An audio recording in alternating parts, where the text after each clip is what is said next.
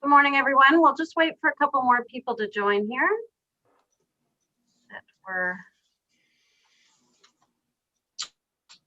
Amy, what did you say about Penny when we were on a minute ago? Penny cannot join this morning. Okay. Apologize for the late notice. Okay, thank you. I think we're just waiting for Heather then. Oh, we got her.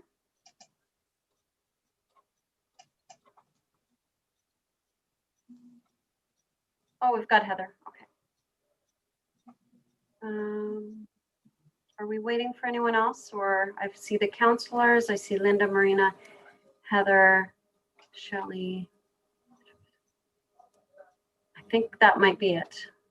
Would you agree? Just Pam Stuckless. We're missing, I think. Okay, well, it's 5 after 10. I think we can go ahead and get call the meeting to order, and hopefully Pam's able to join.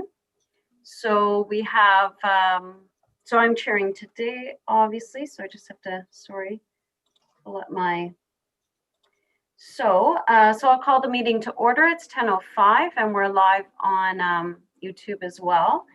So can I please have a motion to adopt the agenda? Sorry. Okay, we've got Rod. I'm sorry, I've got to change my view so I can see more than one person. Okay, that's better. Okay, Rod has moved the agenda. Can I have a seconder, please? Doug, was that? Yeah, okay, Doug is seconding. Any comments or discussion on the agenda or additions at this time? Okay, all in favor? Show of hands. Okay, any objections that I can't see? Okay, so that has carried. So now I'll call for a declaration of pecuniary interest. Anyone on the call need to declare conflict this morning? Seeing none, hearing none. Okay. So we'll move on to the minutes of the previous meeting. So they were circulated with the package. Can I have someone to make a motion to accept those minutes? Okay, I see Pat Dunn, and a seconder, please. And that would be Tracy Richardson. So that's okay, first and second. Any discussion? No. Okay, I'll call the motion then. So all those in favor of the minutes as circulated. Okay, any objections? No. Okay, so that's passed. Business arising, I didn't see anything that wouldn't also already be covered in the agenda. Did I miss anything? Anyone thought that should be in business arising? No. Okay. So we're on to item 6, which is recovery fund decisions and recommendations. And I believe Heather Kirby is providing an update this morning. So over to you, Heather. Thanks, Amy.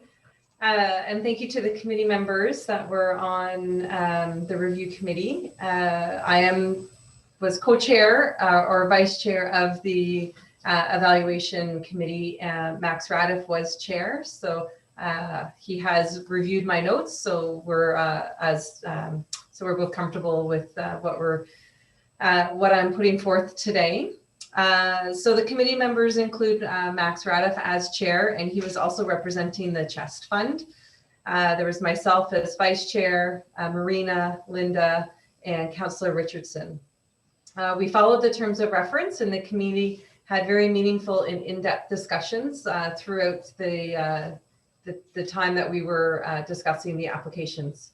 The Recovery Fund framework was approved by Council on January 28th, and the application process started immediately after that.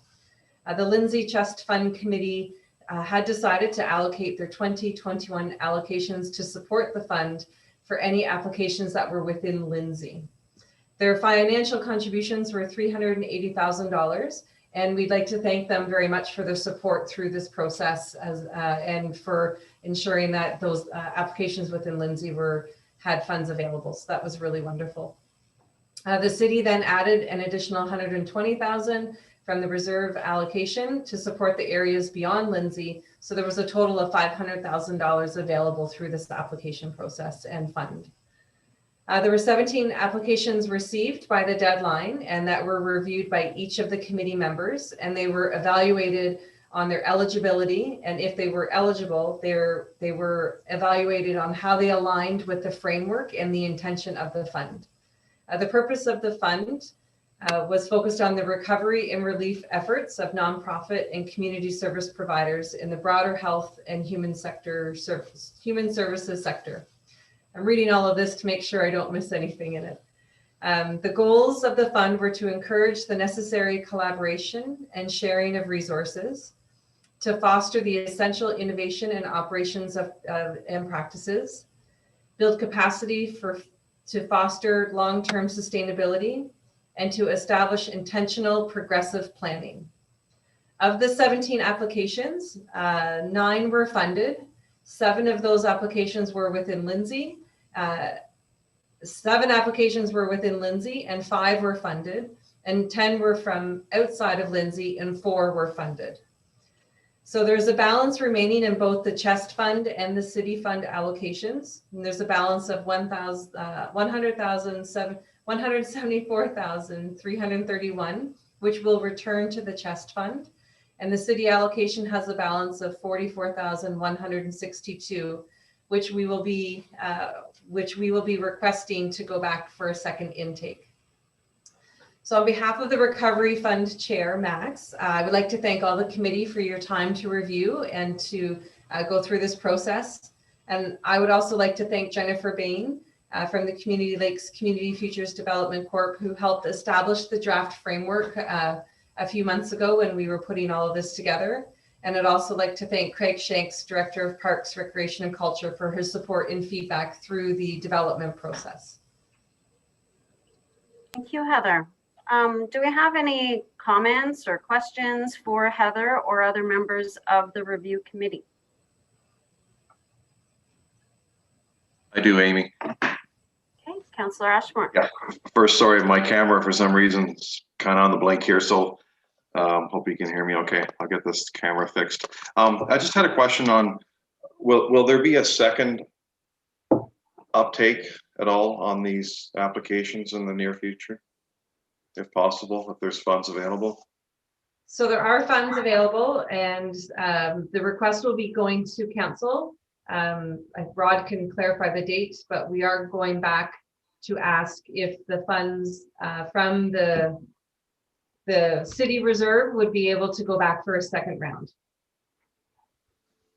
Thanks, Rod. Go ahead. Rod, you wanted to add?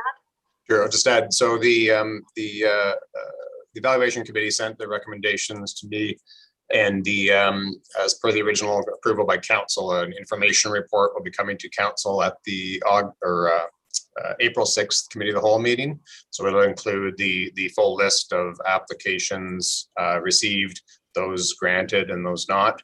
So as Heather mentioned, the total amount granted by the committee was, the whole amount there, $245,169.30. So the balance, there's the recommendation from the evaluation committee is for the balance of the unallocated Lindsay chest funds for those to go back to the chest fund to reinstate the regular process. So that'll be part of one recommendation in the report to council. And the second recommendation was around the balance that came from the city's contingency reserve identified for pandemic purposes, that $49,162.48. The committee recommended that go to a second intake process, specifically identified to a maximum of 7,500 per application for that process. So those are the two recommendations that came from the committee, and they'll be presented to council. The other thing I just want to point out, the council has the ability with that 49,000 to reallocate through another process, or if they wanted to hold it for future use on pandemic related costs, they may consider that as well. But the recommendation from the committee was the two remaining balances be returned to the chest and to a second intake. So that'll be, like I said, that'll be April 6th, committee of the whole for that report. Thanks. Councillor Ashmore, does that? Yeah, that's good. Like April 6th, that's good. Appreciate that. Thank you. Any other questions or discussion? Yeah. Sorry, Rod? just going to add one thing, just as a follow-up. The list of the full list of applications are they're included in the report, and that's just being finalized. But the I just want to note that the Arts, Culture, and Heritage Fund that the Economic Task Force set up closed last week. Actually, I believe it was on the 12th. And I know there is a bit of overlap between the two, so that process is still underway as well for some of the organizations that may not have met the intent, the purpose of the community pandemic fund. So that Arts, Culture, and Heritage Fund will be making its evaluations, I believe, later this week. Thanks. Thank you. Yes, go ahead, Tracy. Great, thank you. And through you, I just want to take this time now just to recognize the group of individuals that helped do the process. Everybody came to the table, had their homework done. We had some fulsome discussions and made some great decisions. So, and bringing this to council for recommendations, I think we're moving forward in a very positive way. So thanks again to everybody. Thank you. Yeah, I echo that as chair. Thank you so much for those who stepped up to be part of that review process, and congratulations on, this committee started, I guess it was last June, and this was certainly one of the major outcomes of all of the work that we've done collectively. And so really great to see that come to a conclusion, and we'll see, hope that the council accepts your recommendations going forward for the second round. If there's anything that other committees or this committee can do to support that going forward, obviously, we'll learn after the April 6th date. Would the intention be, if the second round is approved, would we follow a similar process where we establish a review committee again from this group? Is that the intention? I would assume so. And we had also discussed whether or not those that weren't successful to be able to come back and make improvements to their application to align with the fund. And those who were not successful would have the chance to reapply, or those who were successful, could they apply again and add on to what they had already received as part of the next step of their recovery. Marina? I would suggest that if possible, perhaps the same members could be on that review committee for the next round, just because we've already used the framework and we're familiar with it. And I think it would just simplify the process. But just a suggestion. Rod, you have a comment? I was just going to say, I think the existing terms of reference for the committee would remain in place as it's consistent with the current fund. So those appointments, I believe, would carry through and continue into another round. And just on the timing, if approved for a second round, it wouldn't be able to proceed until after April 6th as committee of the whole. Then the recommendation would go to the full regular council meeting on the 20th of April. So it wouldn't be until after that it would be a formal approval to proceed, just from the timing perspective. Thanks. Thank you. All right, anything further on this item? Heather, did you have? No? Okay. No, thank you so much. Okay. All right, well, thank you, everyone. And there's no motion at this time, so we don't need to an approval here. So our next item, number 7, working group updates. So the working group that has been continued to do a little bit of work is the one on the capacity building workshops. And maybe we didn't discuss this before, but Brenda, would you mind giving us just an update? We've got one notice out there for our first priority workshop. Do you mind just apprising the committee of our status? Thanks, Amy. We have innovation for nonprofits workshops, 2 of them in the next couple of weeks. So March 30th from 9 till noon and April 7th from 1 until 4. The notice for that just went out late last week. We already have 5 registrants, and Holly sent it out to the email list that we have. There will be a press release going out this week, and it's included in the calendar on the city's website. I've also uploaded it to the resource section in Jump In. So they're half-day workshops, they are free, and anyone from any type of nonprofit is welcome to attend. Just need to register. So there is a Zoom link to register, and they'll get the information on the meeting that they can add to their calendar. Are there any questions or comments about that? Thank you very much, Brenda, for getting those out there. Does anyone else, I have a bit of an update on another capacity building that we're looking at, but does anyone else from the working group want to add anything else, or shall I just share the second kind of priority that we're working on? Just go with that. Yeah. Okay. So so the second area of highest priority in the surveys was around digital platforms and being able to utilize technology effectively to connect with their clients, their members, each other. So we have just done a bit of research. We've got, I've had a couple of conversations, very preliminary conversations, but with potential facilitators. So we're hoping to have a presentation or at least a conversation with a potential local facilitator, an organization that provides a lot of great training in this area as a committee or as a working group. And then we would hope to proceed on those workshops, in a reasonable time after the innovation workshops are completed. I think that's about it that I can say at the moment. Are there any thoughts, questions, discussion? Yes, Heather? I was just wondering other topics for the workshops. I'm not sure where the working group is at with that, but reviewing the applications, some information that we gleaned from that, and just also in conversation with many of the groups throughout this entire pandemic recovery task force time. I know both of you and I have chatted with some. So I have a few thoughts about or suggestions, and you may already be covering it, but I just wanted to share a few. And so fundraising in pandemic and outside and beyond pandemic, there's going to be that transition time, but just different ways of fundraising. Events planning, that one is pretty essential. You can still do events. They just look different, but how to do events as you come out of the pandemic and as people transition back into a comfort level of being with people again.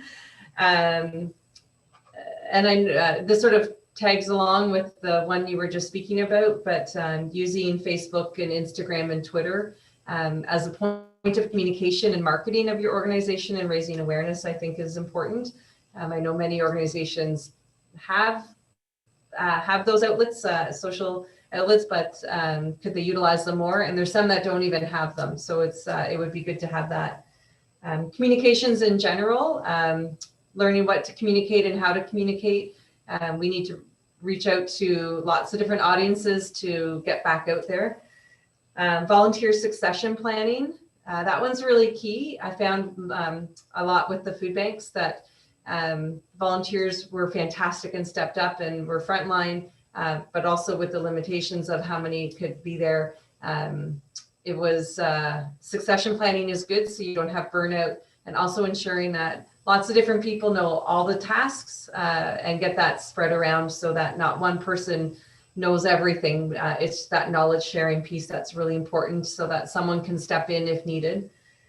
And also looking at the your mission vision kind of session as to what do we look like today and what do we want to look like in a year or two and beyond. So that's sort of that progressively moving forward, and where does the organization want to be in a few years to come out of the pandemic. And there's some written documents that could be put together too. So I just have a quick short, I only have 3 things on there: is how to complete a funding application. Through the previous workshop that we had done with Grant Writing 101, it was very evident that it's important to know how to submit and how to write a grant application, how to communicate your message and that sort of thing. And then questions to ask your leadership team. So there's a lot of folks that have been around the tables for a long time. So how do you change that conversation to move forward as to what we've always done to what do we and what should we be doing now? And then the last one is partnerships and agreements, partnership agreements, how to put a partnership into place, and how do you come to that agreement and having a written document that goes back and forth. There's many organizations that could share resources and space and go together on certain programming, but having that a bit formalized makes it very comfortable for both organizations to come into a partnership and be transparent about that. So those are just some initial thoughts that I had as we came out of the initial workshop back in the fall, through conversations and then through the review of the applications for consideration. Thank you. And a few of those were caught in the survey, and maybe some others might be part of the next innovation workshop. I don't know, Brenda, if you wanted to reflect on some of those, if you feel some of those topics might be part of the innovation workshop, or should these be, or is there a lot here that's brand new information? There's quite a few things that we will touch on briefly in the innovation workshop, but I think there's value in having a dedicated session on a lot of those things. The strategic planning one, I'm available to do as well if you're looking to do that one. I already have that one done. But yes, I like all of those suggestions. I think they're great. So I pulled up our survey, the ones that we did, and I won't, let me just find it again. So we had, 6, 9, 10 topics on the survey. So a few of them are there, Heather. So the first one that was the clear front runner was the innovation and thinking outside of the box. So that's why we moved quickly on that one. We had also already done a grant writing, but it was captured in those surveys as well. And then the second one, most popular, was the tips and tools for virtual programs, training and connections. So that one, as we had said, that would be the next highest priority. And then after that, the next one was wellness support for employees and volunteers, was the third most popular. And then there were four that were very similar. So safety protocols during COVID-19, strategic planning, event planning during a pandemic, and change management. So, again, a few of those that you've mentioned as well. So I think we do have a bit of information that generally has helped us in making these initial decisions. And so perhaps the next time the working group can come together, we can also add some of the other ideas that you've brought forward, and then kind of plan from there in terms of the next priority workshops, if that's all right. Okay. Does anyone else want to comment? Yes, Brenda. Just need to know if we have a budget for external facilitators for these sessions, or whether we're trying to do this with just all internal staff or volunteers. It's a great question. It's a question I've had as well, so I don't know who's in a position to answer that. There wasn't a specific budget allocated to the task force. We would have access through the operating, so we could look at some of those. Maybe we can connect Brenda just around what the potential is there. because we would have some internal resources available to allocate.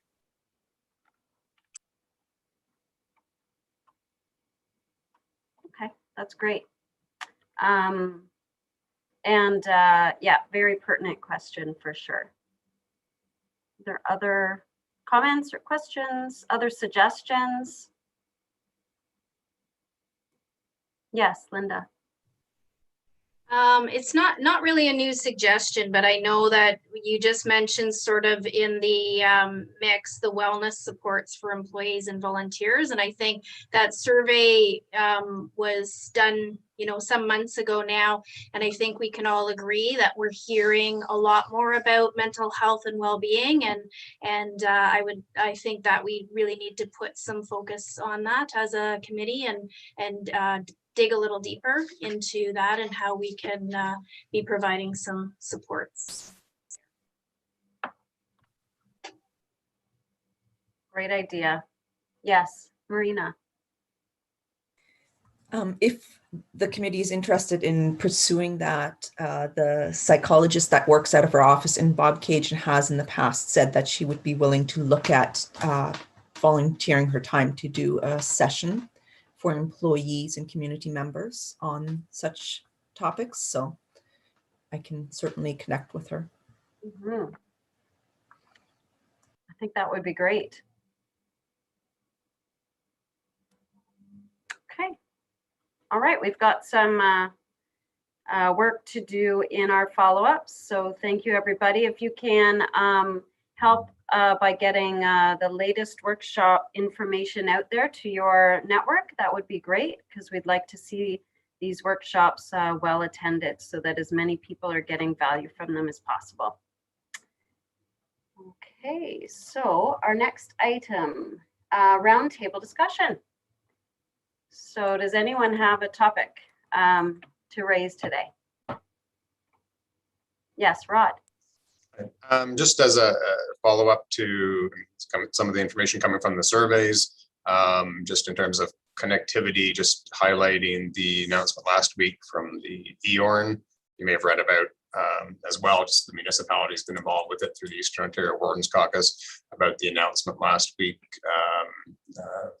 to expand cell coverage.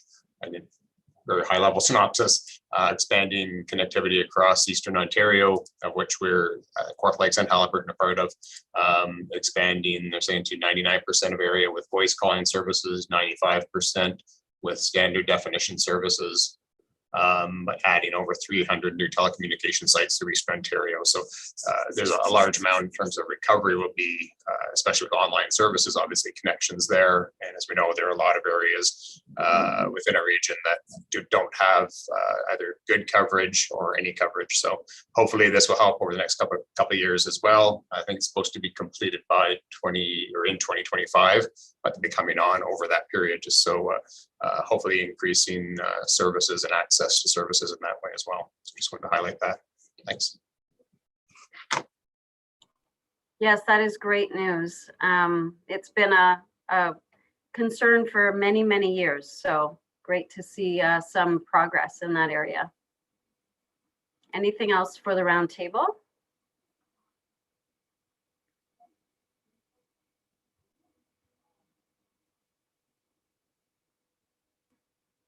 No one on the phone today.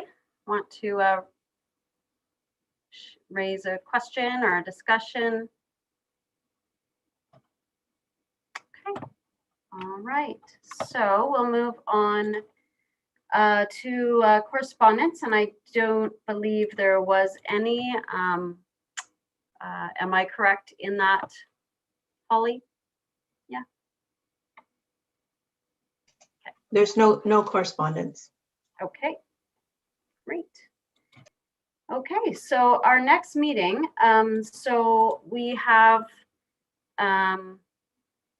so if April 20th is when council would be potentially approving the recommendations from our subcommittee, the review committee. But then if I think we've agreed terms of reference, we'll continue the same committee members would continue. Would there be any need from your committee to have a task force meeting before that second tranche kind of gets underway?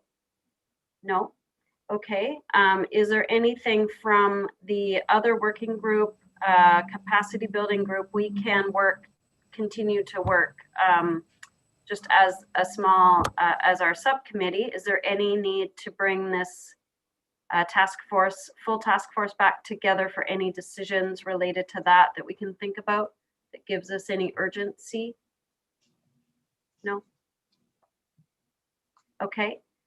Rod, do you have any suggestions in terms of when you'd like to see the task force come back together? I was going to suggest, depending on the 20th, the outcome there and just overall timing, either perhaps around the 26th of April or the 3rd of May. That'd be about 5-6 weeks out for updates and status as things come out, referencing more detailed plans around vaccination plans, things like that, that the committee might be, the task force might have interest in. So perhaps one of those dates. Okay, so that's 26th of April or 3rd of May.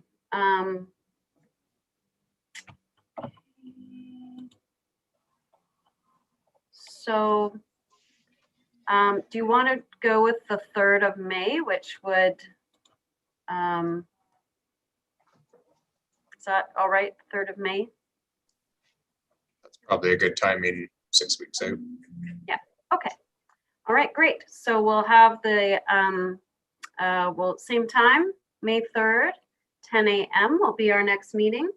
And so I think that's it. So I just need a motion to adjourn.